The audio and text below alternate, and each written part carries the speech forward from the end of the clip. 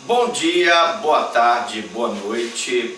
Estamos começando o nosso curso de periclitação da vida e da saúde de outrem. Nesse curso, nós vamos falar dos crimes relacionados à periclitação da vida e da saúde de outrem. Para você se situar, nós estamos no curso de Penal 3 e nesse curso nós já falamos de homicídio, auxílio ao suicídio, infanticídio, aborto e já falamos de lesão corporal. Nós paramos então em lesão corporal. A partir de agora, nós vamos começar a falar desses crimes que estão relacionados à periclitação da vida e da saúde. Mas quais são esses crimes? Bom, nesta aula então, nós daremos as explicações sobre os seguintes crimes.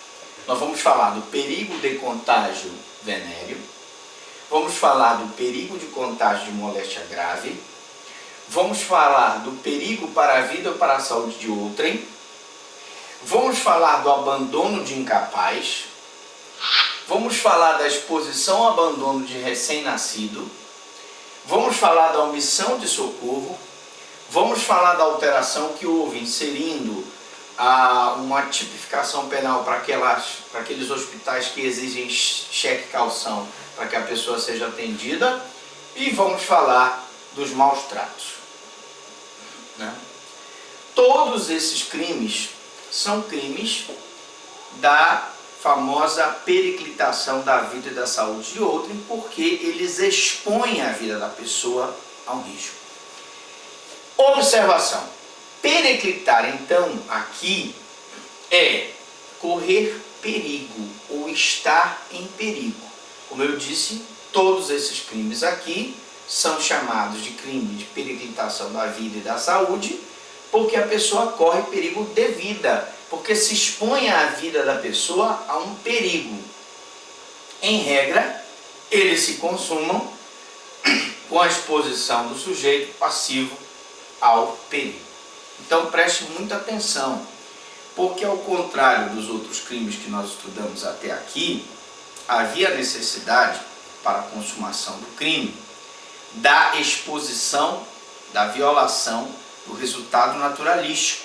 Ou seja, no homicídio tinha que haver a morte, na lesão corporal tinha que haver a lesão, no infanticídio tinha que ter a morte do recém-nascido durante o parto ou logo após, no aborto eu tinha que ter a morte do recém-nascido antes de iniciar o parto, e aqui, para a consumação, basta que o bem jurídico do sujeito passivo seja exposto a perigo. Essa é a principal diferença que nós vamos ver aqui. Então significa, professor Franklin, que a pessoa não necessariamente precisa morrer, a pessoa não necessariamente precisa se lesionar. É verdade.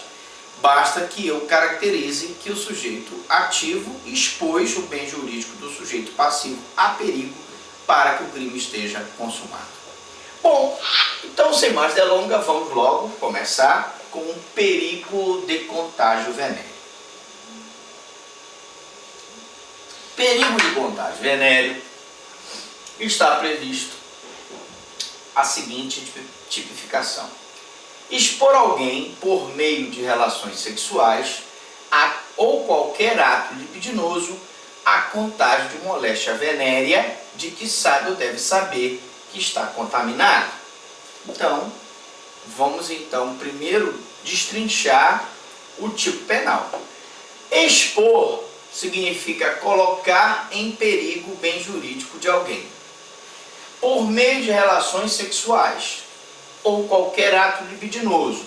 Significa dizer que nós temos aqui relações sexuais, a conjunção carnal, ou qualquer ato libidinoso, que é justamente o ato libidinoso diverso da conjunção carnal, que seria, por exemplo, o sexo oral, seria o sexo anal e outras formas de ato libidinoso diverso da conjunção carnal, que podem fazer com que o sujeito passivo seja exposto àquela doença venérea.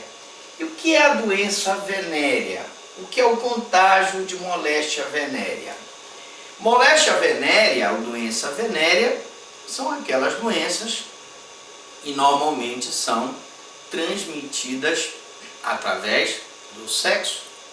Então eu tenho aqui a gonorreia, que tem o nome popular de gonorreia. Eu tenho aqui o sífilis, que é uma doença venérea, que pode ser transmitida pelo contágio venéreo. Eu tenho, enfim, uma série de doenças venéreas que são transmitidas através de relação sexual. Você, então, já sabe que se alguém for exposto por meio de relações sexuais, conjunção carnal, o ato libidinoso diverso da conjunção carnal, sexo oral, que não implica necessariamente em penetração do pênis da vagina, e de que sabe ou deve saber que está contaminado. A pessoa tem que saber ou dever saber que está contaminado. Por quê? Porque a doença venérea, normalmente, ela faz com que a pessoa sinta alguns sintomas. Normalmente um mau cheiro, um corrimento, normalmente algum problema que vai indicar que aquela pessoa está contaminada com uma doença venérea. Se ela está contaminada com a doença venérea, ela então não poderá ter relações sexuais com o seu parceiro, porque se ela expor o seu parceiro a relações sexuais, ela vai estar praticando um crime de perigo de contágio venéreo. Venéreo aqui se refere à aproximação sexual, tanto através da conjunção carnal, quanto através do ato libidinoso diverso da conjunção carnal. E é o mesmo que erótico, o mesmo que sensual. Então, venéreo aqui é o mesmo que erótico, é o mesmo que sensual. Perigo de contágio venéreo. Então, a doença venérea é aquela que se contrai por contato sexual. Nós já vimos que a doença venérea é aquela que o sujeito ativa através de relações sexuais, quer seja a conjunção carnal, o ato libidinoso diverso da conjunção carnal, nós vamos ter o contágio sexual. Então aqui eu dou alguns exemplos de doenças venéreas.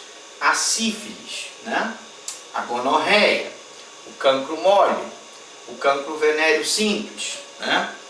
Eu tenho outras doenças venéreas menos complexas e menos graves, que também entram aqui no rol de doenças venéreas que podem caracterizar o perigo de contágio venéreo. Atenção! Para efeito de prova, a AIDS não é considerada doença venérea, embora a sua transmissão ocorra com relação sexual. Mas, professor, imaginemos que um cidadão está contaminado com AIDS e mantém relação sexual com outra pessoa, logo ele transmite essa AIDS para outra pessoa. Ou pior, nesse caso aqui, ele não chega nem a transmitir, mas ele expõe a vida da pessoa ao contágio da AIDS. Ele responde pelo contágio venéreo, perigo de contágio venéreo? Não. Ele responde por perigo de contágio de moléstia grave, que é o próximo crime que nós vamos comentar. Se a doença for venérea, gonorreia, sífilis, cancro mole, cancro venéreo simples, eu vou ter então a tipificação no perigo de contágio venéreo. Se a doença for grave e a AIDS, a tuberculose, a hepatite são consideradas doenças graves, razão pela qual nós vamos então tipificar no inciso responsável pelo perigo de contágio de moléstia grave. Então, se for a AIDS, eu vou tipificar em perigo de contágio de moléstia grave. Ainda falando do perigo de contágio venéreo. O contágio pela AIDS pode ser enquadrado no artigo 131 do Código Penal, o perigo de contágio de moléstia grave. Mas, dependendo da intenção do agente, pode ser enquadrado no crime de homicídio. Se ele conhecedor da peculiar condição, aquela pessoa transmite a AIDS para aquela pessoa com a intenção de matar aquela pessoa, nós vamos então tipificar no homicídio. Lógico que é muito complicado hoje eu dizer que a pessoa transmitiu a AIDS com a intenção de matar, porque nós sabemos que hoje a AIDS é tratável. Existe um coquetel que a pessoa toma e que pode viver durante muitos e muitos anos, conviver com a doença sem que necessariamente venha a falecer em virtude da AIDS, razão pela qual é muito difícil, quase rara, essa tipificação no crime de homicídio. Mas certo é que se a pessoa mantiver relações sexuais ou ato libidinoso diverso, transmitir AIDS, ou mesmo que não transmita, porque nós já sabemos que nesse crime não há necessidade de transmissão, eu vou então tipificar no período de contágio de moléstia grave, tá?